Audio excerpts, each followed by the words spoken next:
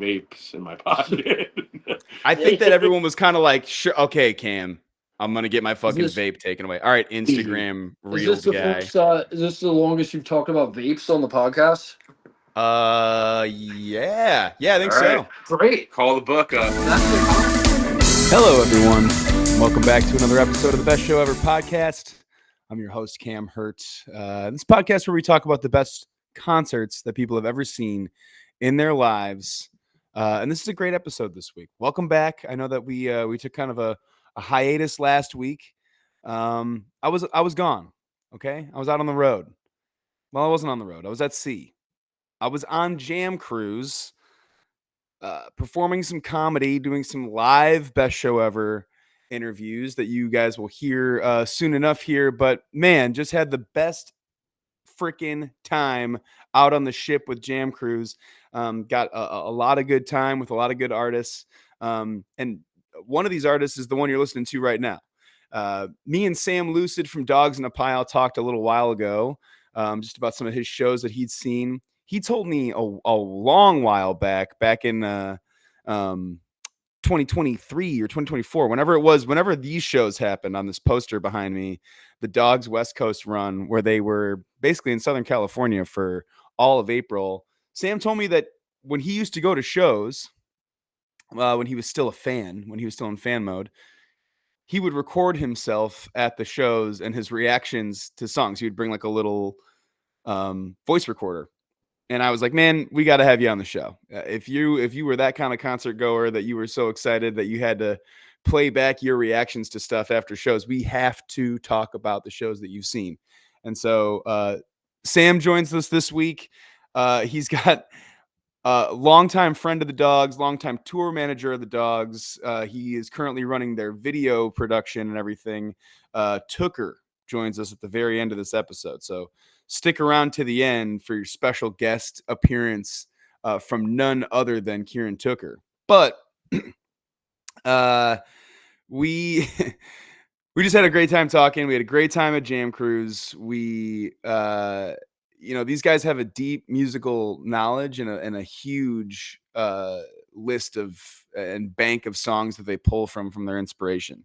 Sam talks about being obviously a huge Deadhead, but also a big Steely Dan fan, and getting into all different types of classical music before he ends up going to Berkeley and ends up meeting these guys in Dogs in a Pile and forming a band that I am a huge fan of at this point. And so I hope you enjoyed this talk with Sam. I hope that you have been enjoying the last two episodes with Nico and Cotter. If you guys are interested in all of the other episodes, they're out on the Patreon right now. If you pay the $4 membership fee, you have all access on demand to every single episode in season 4 right now. The other episode that is out currently is with Mike from About Half Past Dead. That is an awesome conversation about lot merch, making art, doing things yourself, being independent, being influenced by art. Mike is, awesome guy to talk to, has been in some major situations politically, and he says in his episode, we've done more drugs and fought more cops in the 2000s than they did back in the 60s. Mike is definitely one of those guys. So if you're down for rad conversation, if you're down for very cool take on things, Mike is another great episode. But please enjoy this episode with Sam Lucid from Dogs in a Pile.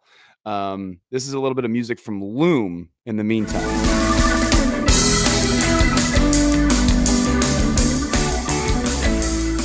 Into an old person. Mm-hmm. I'm doing like a guy who lives near a city around all the old people but doesn't live in a city anymore. Dude, San Francisco is not my favorite city. Like I'm a big LA and San Diego fan, but I'm like San Francisco. Yeah. Every time we've been, it's been so cold, like right by the bay, even in the summer. And like it's just it's not my favorite city, and I'm a pretty big fan of California.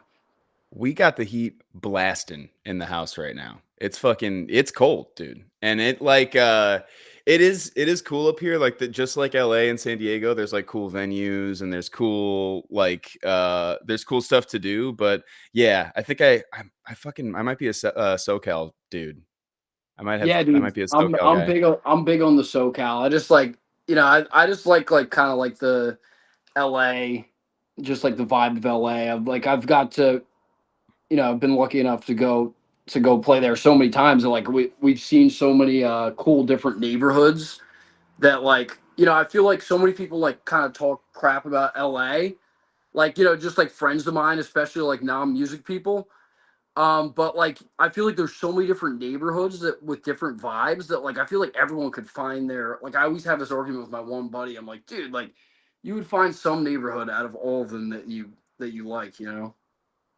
Yeah, and it's just, I mean, it's so different from like anywhere on the East Coast. It's so different than Chicago. And so sometimes people from like where I'm from go there, they're like, LA fucking sucks. This is not like Chicago at all. But Yup. like, yeah, it's just a different type of city. You got to like drive around, you got to like kind of figure it out a little bit. But there's like so much good food. There are a bunch of cool people. Like, it's not just a bunch of fucking like the LA person that you have in your head. There's definitely that type of person. The There's stereotypes. certainly Yeah, that type of person. it's funny. My sister lives in LA too. She just graduated from USC, and she's an actress. So she like just graduated. So she's doing good out there. But I love my sister, so I'm always down to spend as much time as I can in LA. Yeah, that was sick when you guys were here for that like extended period last year. That Yeah, was a yeah. great You run. might have met my sister like briefly, because she came to a couple of the shows with her friends. Like I don't know if, okay, how many did you go to? Did you go to all four? Dude, I fucking hit all of them, man. Hell yeah. I went to a San Diego one with Sax the one week, and then that was a really cool. That was a cool month, and it was sweet to have dogs every Wednesday for a month. That was sweet. Dude, super awesome. That's because we did that in Denver too, which I think helped like kind of like jumpstart our following in Denver. And I feel like the same things happen on the West Coast. Like every time we go back to the West Coast, it's just like, more and more people that know about us, Yeah, and it's cool.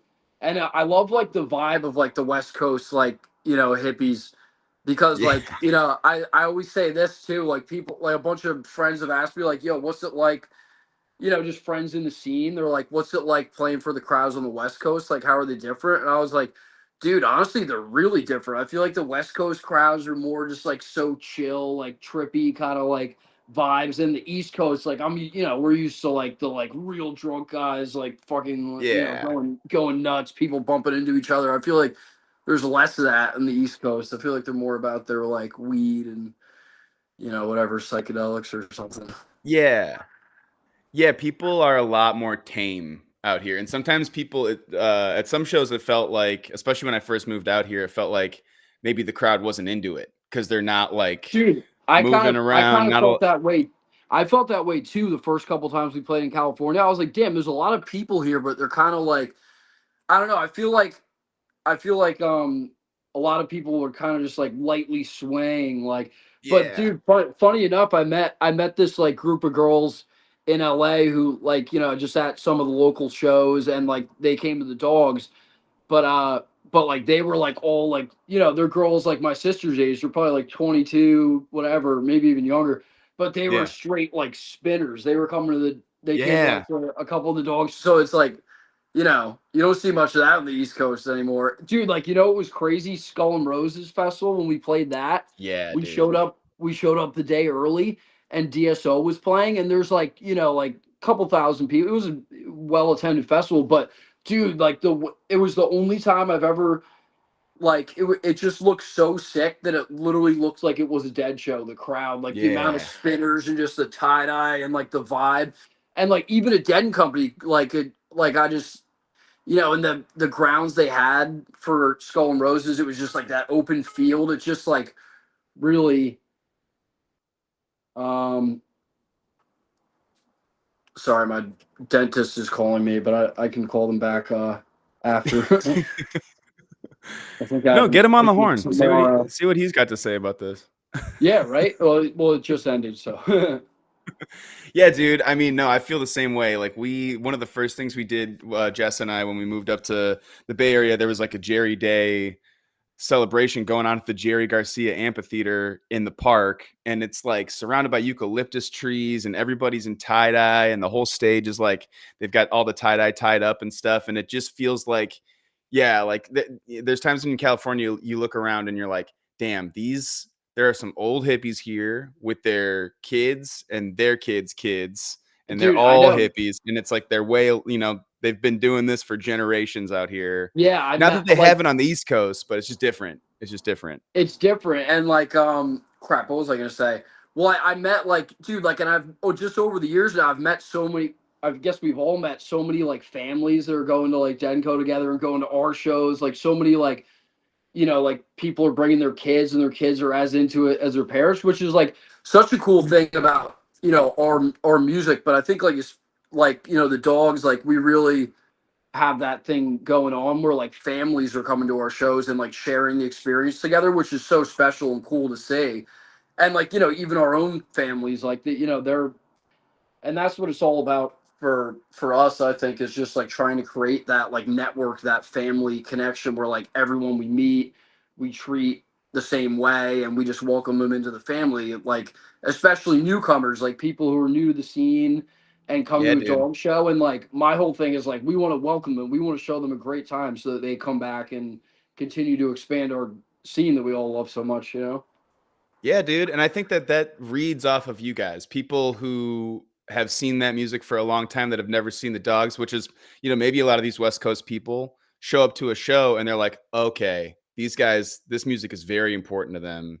They got their own spin on it. And it's like, you can tell I mean, it's in the name, of course, but like, Yeah, it's also yeah, like, but it's also like, yeah, watching you guys play, seeing you guys improvise together, people are like, okay, these guys take this very seriously, just like all my favorite bands have always done. And so like it's cool. It's cool to be like on the West Coast and watch people kind of like at their first couple dog shows being like, these guys are fucking these are yeah. fucking pretty It's good. really cool, dude, and like like, and it's just I've always said my one of my favorite things about touring and just being in a band is like like I feel so lucky that we get to like go to like San Diego like twice a year. So like my Yeah. friends that live in San Diego, I get to see them twice a year, as opposed to like a normal person who doesn't get to like travel to every city. Like you get to see your friend from San Diego like once every 3 years, maybe, or whatever, whatever it Yeah, is. But dude. like, I see my friends in Chicago twice a year. I see everybody twice a year, and it's freaking awesome.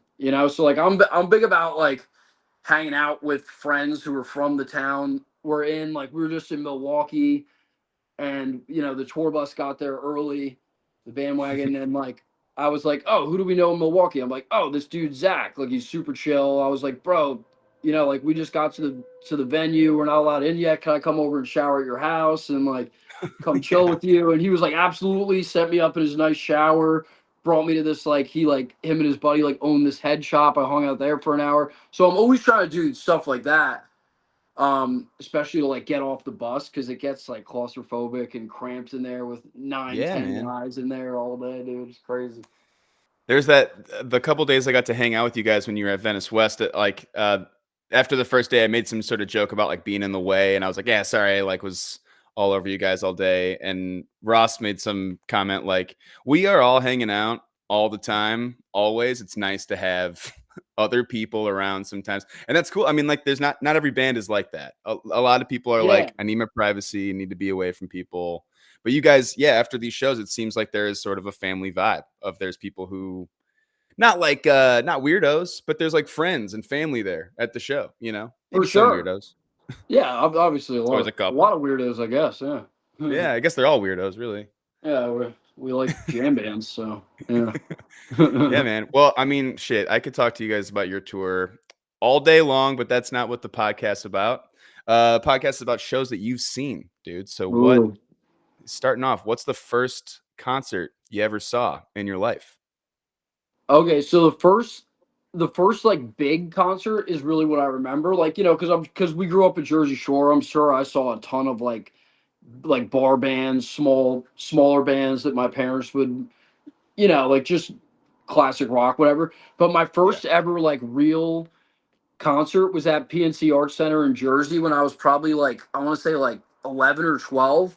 And it was really special because like, I don't really have a very big family at all. It's really just me, my dad, and my brother and sister. So like, my dad's brother passed away, his parents passed away. I have zero first cousins. But anyway, long story short, my dad's one friend who was kind of like, he was kind of like our like au pair almost, like when my or whatever, Yeah. he was like a male nanny. He would like cook and do everything when my dad used to work a lot. But he's my Oh, yeah. dad's really good buddy, great guy, and he was one of like the first people to like get me and my brother really inspired to play guitar, because we'd taken lessons and we kind of were like, I don't know, like, when we're like 10 years old. Like I was probably like 12 and I like knew a little bit of guitar. My brother was Yeah. like 10, but he was the guy, and he was a little older than my dad too. Sadly, he died of cancer a couple years ago. But he was like, Oh, man. we would call him Mr. Z, like Uncle Tom. Hell yeah. Hell Anyway, yeah. Tom was his name. Great guy, and he was like a really good runner. But he was the first. Anyway, long story short, he was the first guy to get me and my brother thinking like, wow, music is cool. Like, because he loved the Stones and he would play Yeah. acoustic. He would play all these Stones songs. We would jam Jerry songs with him, and he was just Hell a yeah. great vibe. But anyway, he brought me to a Yes and Styx concert at PNC Arts Center, just me and Oh, him, shit. when I was like 11 years old. And like I had such a great time. Like, and like I'd already been listening to like Yes, and like everyone knows like a couple of the Styx songs. So I was like pumped. I was like just starting to get like serious about music and love like live music.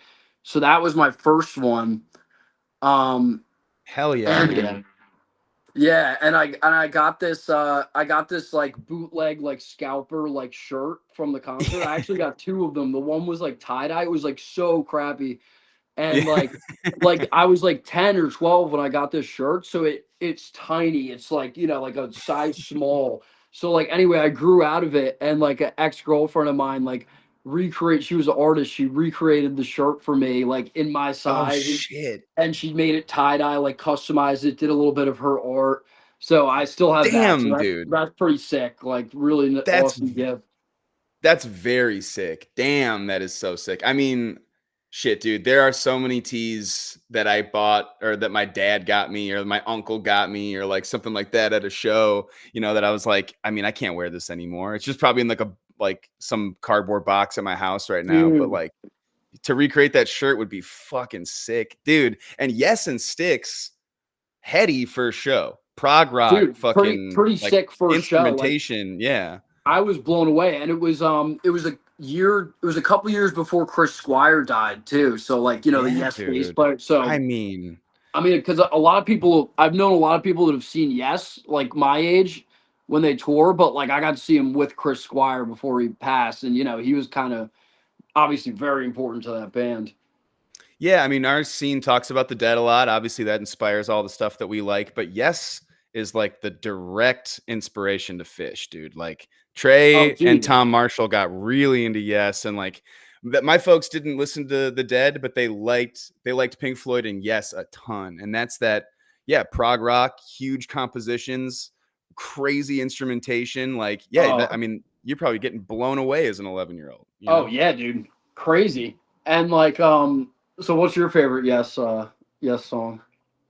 It's like it's tough cuz I just like the like classics still cuz I don't listen to a lot of Yes anymore, but like Close to the Edge and Fragile are probably going to always be like top albums that when I go back and listen to them I'll listen to the whole Dude, thing. It's kind of like Fragile is so sick, and me and my brother have both of those on vinyl. We have dude. Somehow we found like a bunch of sick Yes records at a garage sale when we were like around the same time after I saw Yes.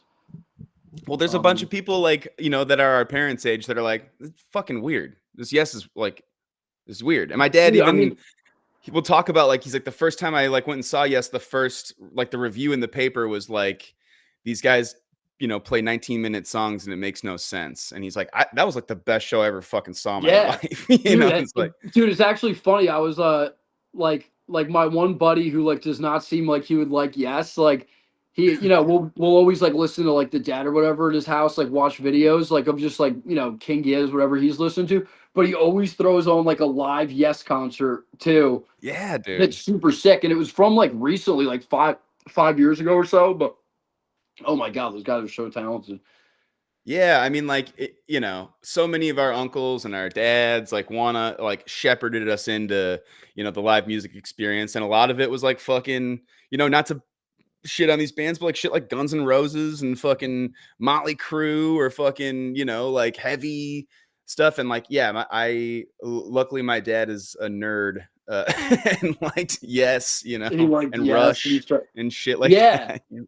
I mean, I honestly love Motley Crue and them too, but like, Yeah, same, but I mean, yeah, but they're, dude, honestly, for our Guitar Hero set for Halloween, we did Welcome to the Jungle, and honestly, it's like you listen to that song, you're like, it's just like an easy rock and roll song. I mean, I guess I always did for some reason, but it's got some like serious like sick that stuff. riff Like is pretty sick. dude, yeah, and it like changes, it like has all these cool like chord changes, and like it's really like at points like ambiguous what key it's in, which is like really sick to me. Like I love songs like that. Yeah, I shouldn't talk shit on Guns N' Roses. That wasn't cool. And Axl Rose No, listens to this dude, podcast I a lot. historically, what's funny to me is like, like when I was a kid, I was really into like Beck and stuff like that. Yeah. And 90s rock, like Foo Fighters. Beck was my all-time favorite, my first like musical love. But Hell then yeah, I dude. kind of skipped like once, then I found the Dead like 8th grade or like freshman year of high school, and I kind of like never turned back. Like I never really got into like Pink Floyd or Zeppelin or Sabbath, because like I found the Dead and I was like, fuck, dude, I don't want to listen to any other classic rock. Then the same thing happened when I found Steely Dan, and like I became like probably also that was probably a little later in high school. So like Steely Dan and the Dead are like my all-time favorite bands. Like kind of tied. I could never decide. But to me, they're like the yin and yang of like the greatest music of all time. Cause like Yeah, dude. the Dead was all about like using these, like I think both of their music is like equally complex. And dude, it's sick. Like the Dead song France, like off Shakedown Street. Yes, Dude, absolutely. like that's like the most Steely Dan fucking like chords, dude. Like it's literally like exact. Here, I'll play it on the piano if you don't mind. But it's like, dude, like it Yeah, go sounds for it. so Steely Dan-y. Like it's like Steely Dan's always using these. Way down in the south of France, all the ladies love to dance. Like that's a total Steely Dan thing. Lay down, down, down, down, down, down. And it's so funny, that one like this one Facebook jam band, like kind of crap talk shit talking group I'm in. I saw someone. It was like the most best explanation of that song, because like classic Deadheads hate that song. Apparently, it's never been played. The Dead never played it live, whatever. But it's got like brilliant chords. So like someone posted in this shit talking group, they're like, "You guys suck." Like, like everyone hates on France. If Steely Dan wrote this song, you guys would say it's the best Steely Dan song. I was like, dude, that is so true, and I've been saying for years, it's so Steely Dan. Man, that is very true. And I got to watch Grateful Shred did that with Michaela Davis Oh no in way. LA at one point. Yeah, I mean they'll do it every once in a while, and they did it with like she might have played the harp during it too. It was so fucking sick. And those are guys who will play Steely Dan music. Like, it's all the Circles Around the Talking Sun about the guys, chords. and dude. Yeah, man. Well, I mean, do you have I also ask people, do you have a worst show that you ever saw? And it doesn't have to be on the Dude, band. Could have yeah, been your fault. So Brian filled me in a little bit like about the worst show. So I have two. I don't want to say the names obviously, but Okay. I'll just like tell a little backstory. But so the one happened like a week ago. It was like a Oh definitive shit. one of two worst shows I've ever seen. Oh Um, man. but so anyway, I'll start with the first one. The first one is a couple years ago. This band Cordovas. Anyway, so a couple years ago, like I'm not gonna get into the details or names, but For sure.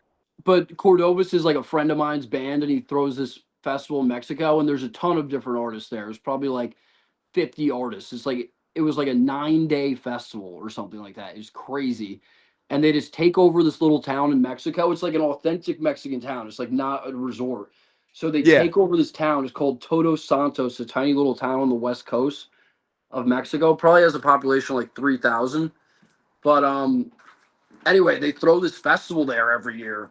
Like, and they've historically over the last 20 years, I guess, thrown a lot of festivals. Like apparently Wilco played years ago and used Oh to do a shit. festival.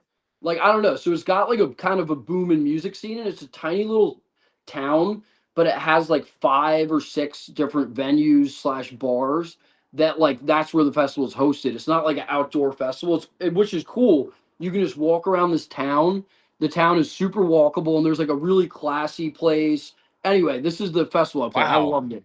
I like we Damn. had a great me and Kieran had a great time. Like, because also it was funny because like I was asked to do it, and they were like, "Yeah, we'll pay for your flight and blah blah blah, like, and get you a free hotel." And like, I was Okay. like, "Great! Like, I'll go to Mexico in January. It's freezing cold." And then Fuck yeah. so I ended up playing with, I think me and Kieran were there 8 days, and I played 13 sets. Most of them were Oh. 45-minute sets, but it was, Oh. dude, I learned like a ton of new music. I did a band Last Waltz tribute, which was my favorite one that I Very did. cool. I played with a lot of like original artists, and I learned their songs. And I'm like the kind of person, like if I'm like learning something or like playing with a band, like obviously with the dogs, but like even if someone asked me to sit in, like I go like and get really prepared because it's just fun for me. Like I'll learn the songs like perfectly. Like I don't really like to bullshit if I'm on someone else's gig. Except for Yeah. there was this any all right, so anyway, there was a series of artists in Mexico that were bad. Like Oh man. so like pretty bad. Like there was one like Ah. acoustic, there was like this acoustic songwriter that me, oh my god, like, and I really like to like appreciate all kinds of music, but it was like just like depressing, like acoustic guitar, one guy playing so slow, Ah. and like I wish I, but It's he like had such a he what had is this such a trying to funny, accomplish right now? dude, You such know? a funny name too that I'm not gonna say, but it was like his stage name was like, or I guess it was his real name. It was just his name, but like, Oh fuck. so like, dude, like, and um, It happens in comedy too, dude. Like I've seen for as many good comedians that I've seen that I've like been like, man, that guy should be fucking famous. Like there's been about 100, of people who I'm just like, God damn, dude. Like it's the longest 5 minutes I have ever sat through. Or dude, like and it's like just, it's tough sometimes. I guess I'm just kind of like picky with what I get, what I see live, because like I'm like kind of like ADD, so it's like sometimes hard Yeah. for me to focus unless I'm super interested in the music. So like when I see someone like Steely Dan or like Dead and Co or whatever, like I'm fucking like dialed in, or like Fish obviously, but Yeah. so I have two more other like worst show stories. The one is just I'm just gonna mention it. Like I saw Gaslight Anthem with like a couple Okay. friends, also with Yeah. Kieran, and me and Kieran also. Dude, I could not get down with it for whatever reason. Oh Like man. I figure no one's gonna give me that much shit for saying I don't like Gaslight Anthem, but Yeah, just I mean, the live show just didn't do it for me. And then so my last one, this one's pretty funny. So like we just played Nashville like less than a week ago, and we yeah. had 2 days off there, so we like got to tour a studio. I got to meet up with like my mom's cousins there who live in Nashville, and we Hell got yeah. to so you know Maggie Rose, obviously. Yeah. So she is friendly with us, and she was performing at Grand Ole Opry, and she hooked the 5 band members and Kieran up with free tickets to the Opry. Oh So it was shit. sick, like obviously like legendary place, like we were super pumped to go. And there was 6 different artists, because it's like a variety show, like Yeah, it's right. all, a lot of it has like a country base, but like Maggie Rose is kind of more R&B, soul, a little Americana, whatever. Right. But like, Yeah. so it was a very diverse lineup, and there was 6 acts, and 5 of them were incredible, including Maggie Rose. Probably, I think she kind of stole the show almost. It was like Hell yeah. awesome. But dude, there was this one artist Um, Ah, and dude, I'm not gonna say like it's pretty easy to figure out who kind of, but he's like a famous actor, and oh it's like the classic actor making music, dude. This guy's songs were dude, not to my liking. this happened to me over the summer. I did the Oregon Country Fair, and that's like a super hippie kind of acid Ren fair, you know, and they do this thing called the Midnight Show, and they've got all these different acts, and it's mostly comedy, and like some of it's music and some of it's like amazing, you know, it's like not, but some of it's meant to be funny. And then they were like, all right, this next artist is, you know, formerly a Disney Channel actor and now working on his music. Give it up for so and so. And he did this song like it must have been the song was called "It Must Have Been the Mushrooms," and he's Oh talking man, about like tripping, and it's just the corniest, just wackest, fucking worst yeah, yeah. This guy's possible, songs were. Oh, like dude, I, on the I nose, like oh. dude, And I was like, is this earlier like in a the bit?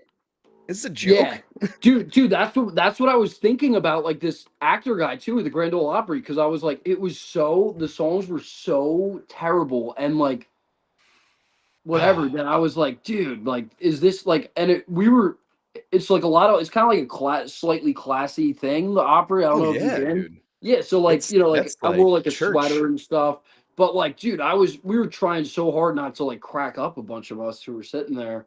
Oh You know, man. it was, I mean, some people have really good agents, dude. dude, and then Some yeah. people have like I really mean, he's like a powerful. pretty famous actor, so I guess he gets to do what he wants. But Just get your foot in the door at I the also Opry. me and a couple buddies saw Limp Bizkit earlier Yeah, this fuck summer, yeah. which that's an honorable mention for my favorite show ever, best show ever. I was I gonna would say say, we could move into the honorable mentions for sure, dude, dude. like That's that's sick, top five best shows I've ever seen for sure. It was just sick. Like man. the band sounded so good, and they opened with break stuff.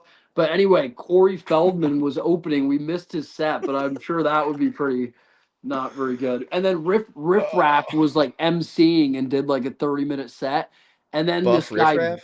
yeah, Riff Raff was like opening. He was the MC. Like that was pretty. I mean, just seeing these crazy motherfuckers on stage was awesome. And then there was this artist, Bones too, who my brother likes, like weird, like punk, like hipster. Not weird. I think some of it's cool, but this artist was really strange, and he was like a big fan. But like Oh shit. I couldn't get down with that. But then when Limp Bizkit rolled around, we were going crazy, dude. It was like one of the most like high energy, and the crowd was so weird. It was like all these like young girls my age and like high school kids. Then all these like like punky like Limp Bizkit fans like too. There was, oh my god, there Wild. was all these people dressed like Fred Durst. It was crazy, but like the music was just Sick. fucking awesome, dude. Like and like like we were I almost didn't go, and I went with one friend who like his favorite band is Limp Bizkit, and like when me and him were like 12 years old, he was showing me Limp Bizkit. Or no, even younger maybe. Yeah, no, honestly probably like 11. I remember I was gonna say. this dude, my childhood friend, he showed me like Limp Bizkit and Corn and Slipknot, and like Yeah, dude. I had never listened to crazy like new metal like that before. I was literally like, bro, like, are we allowed to be listening to like this music? This is like crazy like riot music, you know? Like, Yes, dude. and he was That's the like, dude, this is whole. all I listen to. Like, so I had a big metalhead phase like when I was like that age with my friend, and he would take me to like Avenged Sevenfold and Disturbed, and like it's not like my favorite music anymore, but I that shit and like pop punk, I still love that music. Like, like, and the concerts I saw were incredible. Yeah, dude. That's a lot of the stuff I saw in high school. I was going down to the rave in Milwaukee, you know, seeing a bunch of different like pop punk and new metal stuff. Not new metal. I think it was maybe a little past that time in like '08. But like, you know, the next chapter of new metal, which was like pop punk fucking screamo shit. Yep. And dude, Limp Bizkit, like the clips from that shit this summer looked so sick. Like people Dude, looked like they were going nuts. the reason like I like ended up definitely because it was on like a Tuesday or something earlier this like sometime in the summer. So like I was like kind of free. I had something to do the next day. But like I saw on Frasco's story, like the show was on Tuesday. I saw on Frasco's story Monday night that he went to the show in like wherever it was, Bethel or something, and it just looked so sick that I was like, all right, I'm definitely going. And then like, you know, we got a big crew together and it was sick, you know. Damn. Any other like major honorable mentions in your lifetime? Oh yeah, dude. I mean, like we've been so lucky. Like I'm so lucky that I got to grow up in the Jersey Shore because like everyone I know, it doesn't even matter if you were like a huge music person. Everyone when we were in high school would go to like see like Slightly Stupid at the Stone Pony Summer Stage or like go to see Dave Matthews Yeah. at PNC. Like I remember like my first Dave Matthews show at PNC was sick because that was like that was the first ever like kind of jam band I saw, you know, like because and I remember for the last song, like I went with like another friend, like you know, middle school was cool for me because I was like hanging out with a lot of people that had different music tastes than me and like jamming with them, and I was getting showed a lot of new music. So my one friend showed me like Korn and shit, like I said. Then this other guy, older guy, like who I would jam with, great guitar player, Mike. Um, he brought me to Dave Matthews one time, and like he was older than me. He has license. I was probably it was something like that, whatever.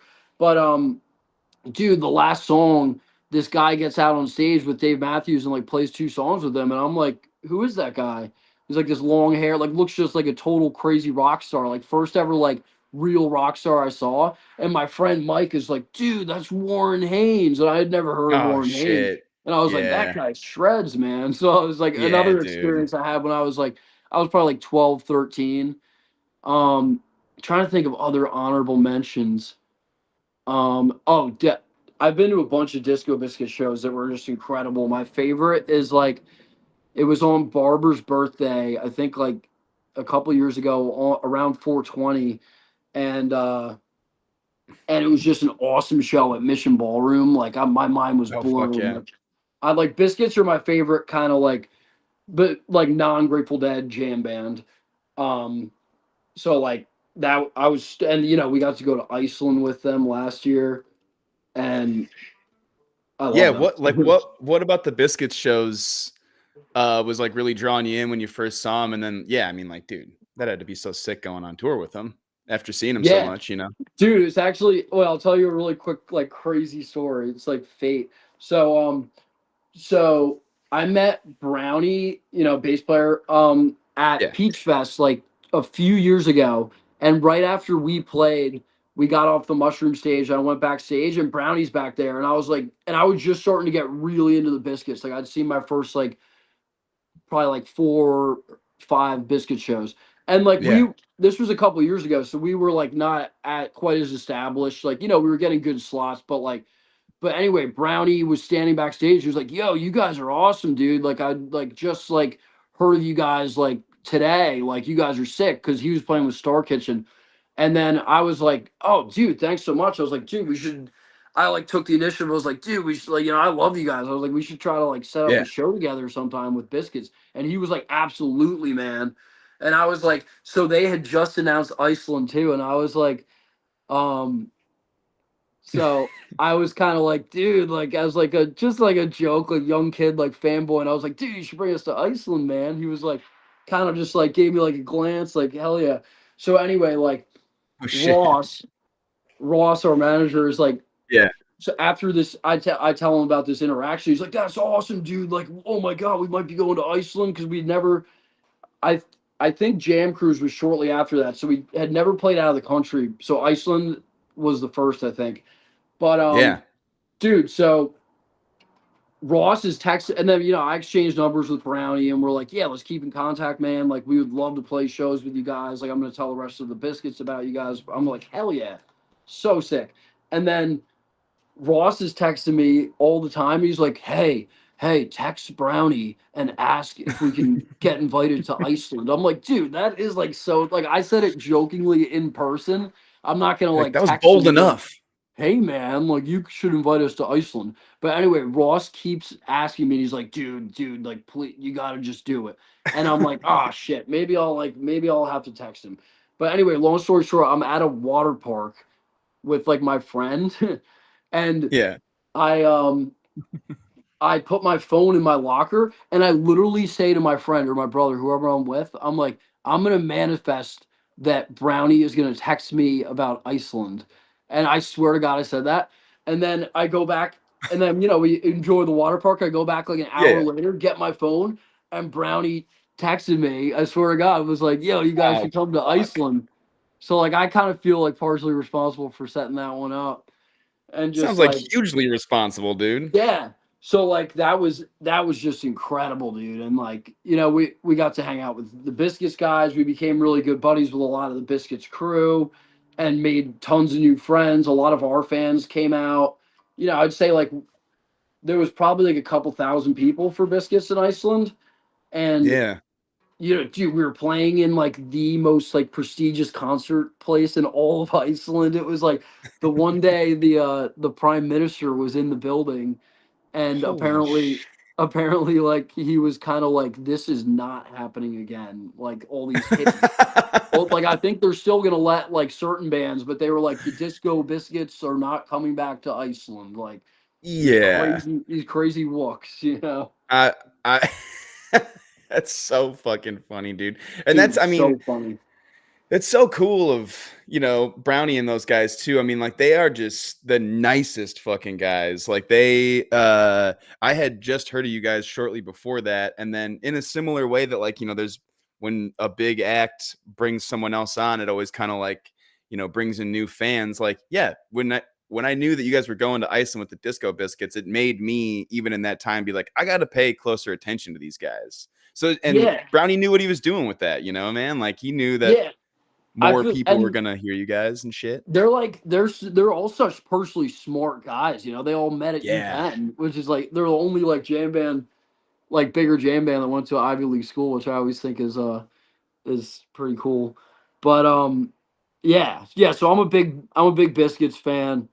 I love I just love the vibe. I love the like they also I think like I just can draw a lot of similarities between like, not everyone agrees with me, but I think like between the Dogs and Biscuits, like we both try to get like to those like EDM mixy places, the unseen stuff sometimes, like.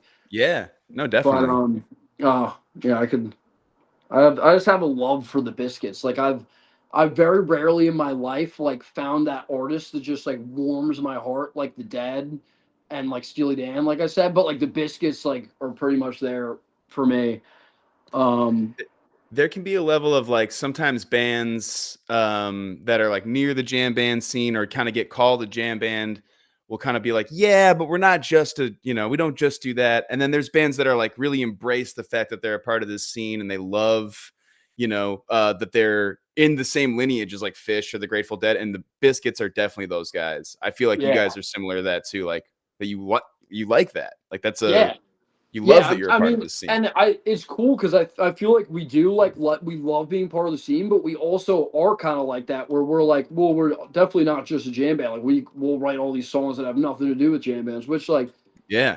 I feel like that's why I love the scene, is because you can do that. Like you can be in the, you got guys like Frasco playing like right next to like bands like Mo that are completely like different, or like Yeah. like even like a thing like Jam Cruise, they got like SCS9, they got all this New Orleans stuff, and it's like completely different stuff, which is just like an awesome thing about the scene. And then like it translates to our shows. We'll play a song that's like really jazzy, and then we'll play like a punky song, and then we'll play like a Yeah. rocky, like a classic rock sounding song. Even like the bucket of covers that you guys will reach into is very diverse. Like it's not just all dead tunes, or it's Yeah, not just all fucking jammy stuff. Like you guys do absolutely. so many different covers. The Futurama theme song, hopefully one of these days. Dude, oh, we That's haven't played that in forever. That's a good there. reminder. But There's a moment in California.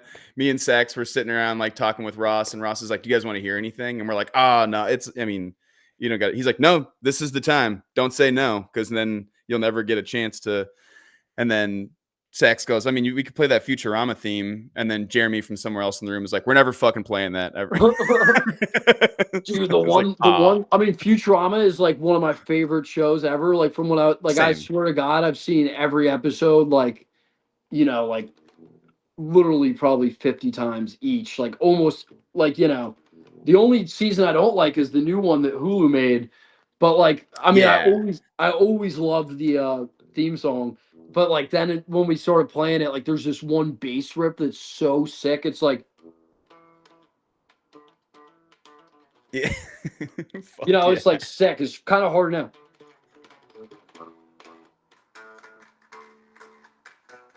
Whatever it is, I haven't played that in forever. But yeah, I'd never like name that in my top. Like when people are like, "What are your favorite like shows or cartoons or whatever?" I never name it, but I've probably seen more of that show than almost any other. It was on Comedy Central like all fucking day long. I'm kind of like a cartoon like fanatic, so like I love cartoon. I always have. Like my first ever dream job was to be a cartoonist when I was a little kid. Oh shit! And I dude. And dude, actually, I mean, me and my brother, like one of our lifelong like dreams is to like pitch a cartoon pilot to like Adult Swim. But like, even if it's and some, we have a really weird sense of humor, so it would be some weird stuff. But I have a friend who like he's like a semi-famous like cartoonist. So he Oh shit! he's kind of like almost like a recluse. Like I'm always trying to get together with him, but finally, like we've been getting to him. It's like kind of like my friend's brother. But we've been getting him to like come out more, and like I started like talking about like, oh dude, like when we have like time sometime this year, we should start like working on a cartoon together. And he was super down. So like, once like I have some time off, that might be like a project I'll focus on. That's a little because I love like all aspects of entertainment business. I love like, you know, music obviously, but I've always been interested in the other aspects as well. Yeah, dude. You guys are all very creative in other ways. Fucking, you guys are all very funny. A bunch of funny dudes. That's actually what I've been finding as I've been getting to meet some of the musicians in the jam scene. All the Biscuits guys are super funny. Like, yeah, man. You guys aren't just up there jamming. You're fucking Yeah, we got you guys can personality. act. Can Well, act and shit. that's what's so funny is like when I was like in college, like I would see so many people that were so talented, but like they didn't have that like personality. Like they kind of were just like the kind of person that would sit in their room and they could shred with like their head down and like play some amazing stuff. That is a huge part of any type of performance. Like that happens with comedy too. Like there are comedians who just write they're great writers, and then they get on stage and their stuff is really, really good technically, but like it doesn't seem like they're having fun, and like Yeah. I And wouldn't like say I the feel guys like and dogs are like jumping around, they're not, it's not like you guys are fucking like, doing backflips up there, but you can tell you guys are having fun, and there's like there's a liveliness to it, individually. I would say that's how your voice comes through. Like we saw Parcels over the summer, and I've heard a lot of good things about them. Dude, they're so tight and they're so good, and they're like not using a drum track, but it's like disco. It's like fucking it's sick. And they, I don't know any of the names of the guys in the band yet, but one of the guys is on keyboard, and he's just fucking like moving like a wiggling on stage, and like his legs are going everywhere. And my girlfriend Are they Jess, from Australia? yeah, they're from Australia too. And Jess is like, how is he playing like that and dancing like that? And I forgot who we were. It might have been Ian Faye that was like, you can't play that music and not move like that. Like you like to play music like that. You have to. Oh, absolutely. Yeah, it's like like Talking Heads. Like imagine like David Byrne not like moving the way he does. Like I feel like that's like it'd be stale. Like it'd be like you can't just like nail that. You gotta like yeah, man. It's very cool. Like what the voice of the dogs, like in any given jam, like you said, when you guys get like trancey, or whether it's like something that's a little more bluesy, or you guys have some like punk stuff, the voice of the dogs is always very like, you guys surprise each other, you surprise the audience. shit can be very funny at certain points. That's why, I mean, I'm just such a huge fucking fan of you dudes. But do you have a best show that you ever saw in your life, dude? Yeah, I do have like a pretty clear best show. So like I was like Ooh. lucky enough to go to the Fairly Well shows with Trey like in Chicago. I just went to one of them, but it was like a life-changing experience. It was like, you know, obviously pre-Dead and Co, and I had ended up seeing a ton of Dead and Co shows, but that was the only like Fairly Well like show with the Trey lineup I saw. And like me and my brother, it was, when was that, 2016 Fairly Well? 2015.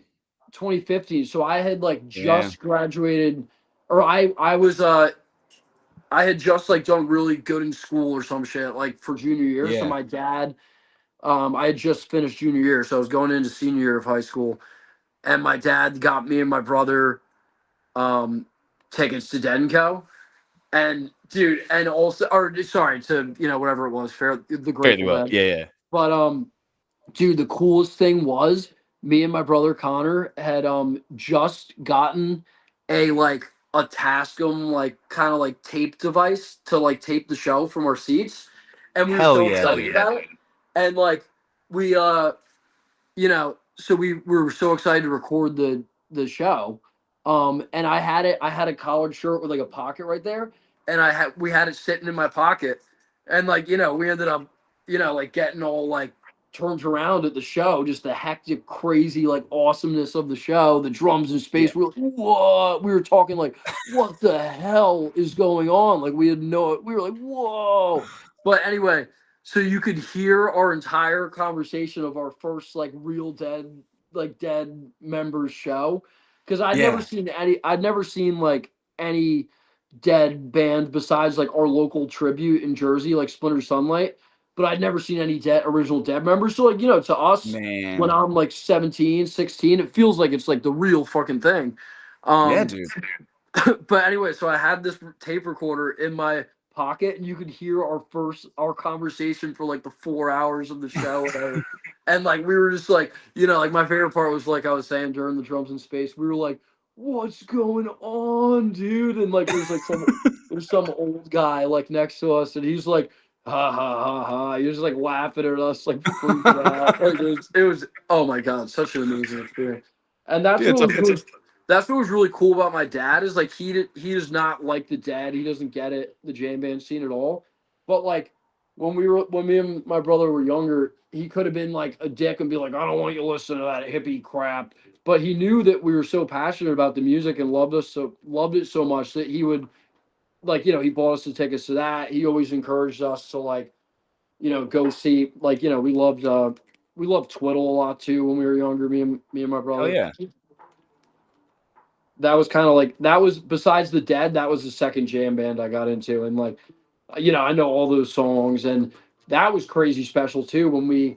Twiddle was like the first like bigger band that took us on tour with them. So like when I first met them, I was like, dude, like this is incredible. You guys were like everyone in my high school's favorite band, dude. And like they were like, no way, really? That's sick. I was like, yeah, bro. Like 2016, like everyone in my high school was listening. Like I was like, Twiddle. I was like, who the fuck is Twiddle? These guys are sick. Yeah, you have no idea who's like in love with your shit. You know, like those guys are just like playing different venues. They're doing their tour. They're trying to make new music and stuff, and they've got no idea that everybody at your high school is just fucking like getting down. Exactly. Yeah, they have no idea. Know? Like our like little beach town in Jersey, like everyone fucking loved them. I'm sure that's what's going on. Like when you said some of these West Coast dates, you're running into new fans and little pockets of new fans. Like you never know. There's like some little group of surfer dudes in San Diego that are just like fucking Dogs in a Pile is the shit. And then you guys announce a whole tour. These past couple tours, we've just been running into all these like big friend groups that like love the Dogs, which is like obviously great to see that there's like, and one of the coolest things I've always thought about just like the dog scene is like so many people have become friends through our music and just like, oh yeah, dude, and our concerts, which is sick. Like you see like all the friendships that like we helped create, and like just the whole community like of friends together. It's really fucking awesome. It is, dude. I mean, like you guys have brought, like you said, groups of friends together, groups of artists together. Like, I mean, that's really how I became buddies with like Sax and Yeah, Putt, you know, Sean, Long Strange Putt, like those guys. We were liking each other's stuff online, but it was also like I know these guys like dogs too, you know. yeah, Like it was like a little like and they were way deeper into it because they're from out there, and they ended up teaching me a lot about the whole scene and like introducing me to all these cool people. And now it feels pretty great when you go to a dog show in Colorado where I'm not from and I know, fucking 15 people at the show. right. It's sick. And like, like Yeah. the amount of people that plan like trips around our shows and stuff is freaking awesome. Like Yeah, man. it's all super sick. Yeah, like you saw some really sick shows and like you are clearly a fan. And I think that speaking of Sax, like one thing that him and I have talked about, he'll be like, all these artists that you like are just fans that worked hard and made it, Yeah. Is it still pretty surreal, like looking out at some of these venues and like seeing people traveling around watching you guys? Like that's still pretty. Oh, absolutely. It's like super surreal. But like I'm also kind of like the kind of person that like I don't like to like think too deep about it. I'm just like, we're just playing music. This is our job, and it's the best job, But absolutely, it's still like surreal for sure. Yeah, dude. And you guys will. It's all still so sick, and it feels like it's your job and that you love it. Like you guys will rip an insanely sick show at the Gerald Ford Amphitheater in Vail, and then you're fucking packing up your own shit at the end. I'm doing an interview stuff. Ideas for what? That kid Matthew. What? Like the kid Matthew? Yes. Sorry about that. Tucker's walking in, causing ruckus. What's up, dude? He can do that. I fucked up his Kieran, posters. say hi. What are you referring to? I'll tell you later. Hey. Say hi, Kieran. I interrupted your podcast for a very good reason. What's up, Tucker? You're on the best show ever. How's it going, man? Best show ever.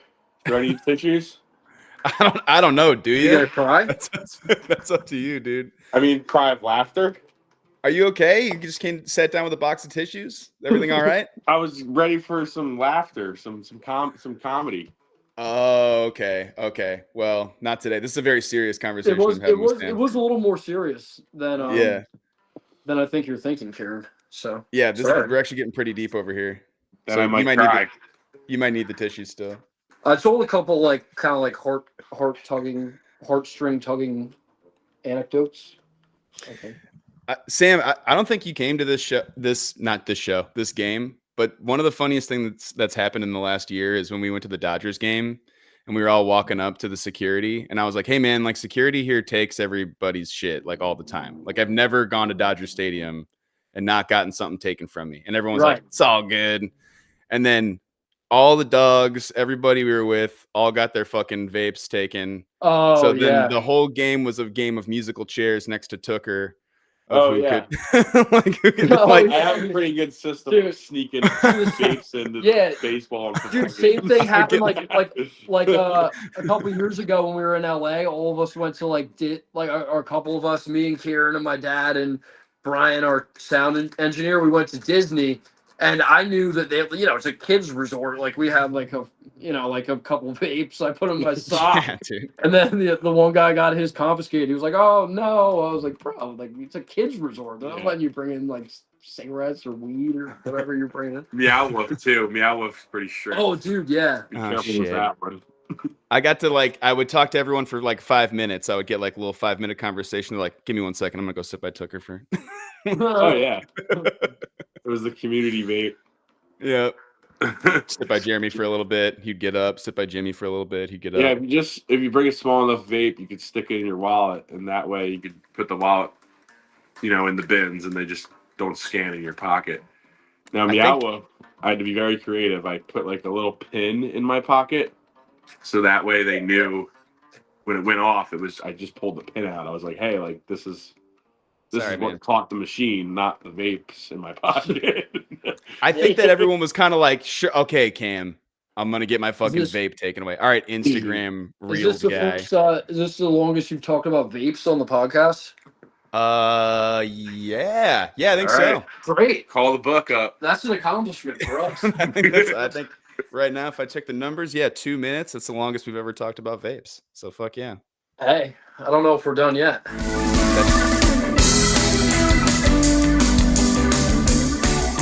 All right, so that was my conversation with Sam Lucid from Dogs in a Pile, man, and a little bit of Tooker at the end there. A little bit of Tooker. Those guys are good buddies. The whole band. I mean, when you're around them, it's a family effort. It really feels like it is. Each one of them musically on stage is incredibly talented. Each member of their team incredibly talented. AJ on lights, Brian with their sound design, Tooker doing their video, and Nick is kind of handling their tour managing right now and does their photography, and Ross on their management side. I mean, it really is this group effort where all of them are incredibly talented. Everybody in the band incredibly talented. But it is really, no one is bigger than the project. And you can tell. And they are just so unbelievably hungry right now. Just playing a ton of dates every single year. So if they're in your town, if they're near your town, go see Dogs in a Pile. Because they're just cooking, and it's a very, very cool thing to be around right now. So make sure you check them out, and also check out the other episode that's out this week. Mike from About Half Best Dead and I have a great conversation about the lot, about the scene, about how supportive everybody in this jam scene can be. He talks about kind of being a part of other worlds as well, the hip hop world and things like that. Guys, if you're enjoying the podcast, if you watch this on YouTube, please subscribe to the YouTube. That really helps out with everything. If you listen on Apple Podcasts, leave us a review. If you listen on Spotify, give us 5 stars. And if you're interested in having access to every single one of the episodes, like I said in the intro, guys, the Patreon has every episode from season 4 already uploaded on demand. Every single conversation already there. So go check those out. I also put up a bonus episode talking a little bit about Jam Cruise and how that Eggy show came together, that crazy Eggy monologue situation. But thanks for listening, guys. And until next time, have a great show.